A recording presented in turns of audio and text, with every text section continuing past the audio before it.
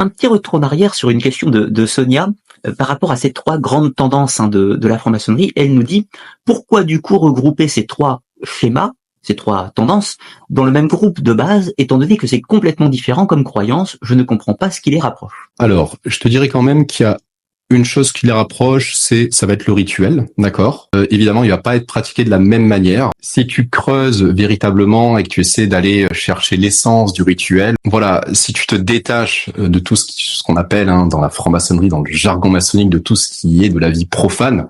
En franc-maçonnerie, il y a un élément qui est quand même assez important, c'est qu'on essaie de rejoindre le sacré, le monde du sacré à l'intérieur d'une loge, et on se détache du coup du profane, de tout ce qui est de la vie matérielle, de la vie du quotidien, qui fait partie de notre vie, très bien, mais lorsqu'on rentre dans un temple maçonnique, dans une loge, et qu'on ouvre les travaux, eh bien, nous sommes dans le sacré. Et donc, il n'y a plus de temps, il n'y a plus de matière, nous sommes dans l'esprit, et nous sommes au-dessus, si tu veux, de ces considérations profanes. Et d'ailleurs, c'est une des règles en franc-maçonnerie, il y a deux sujets sur lesquels on ne discute pas, la religion et la politique. Parce qu'encore une fois, on considère que cela fait partie du profane. Attention, quand je dis religion, je parle au sens institution religieuse.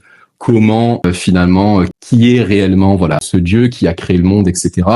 Et quel est le véritable dogme de l'institution. Voilà, je parle des dogmes. Ouais. On essaie vraiment de s'élever au-dessus de ça et de réfléchir au-delà de ça. Et donc, tu veux, cette démarche-là, elle est assez commune finalement chez les trois obédiences, tout simplement parce qu'il y a une chose qui les unit, c'est le rituel. Et c'est ce que permet de faire le rituel.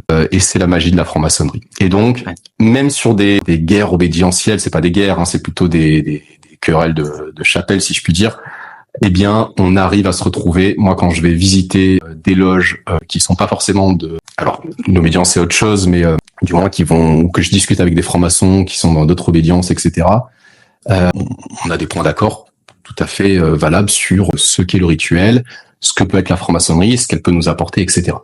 Et voilà où on se rejoint. Ouais.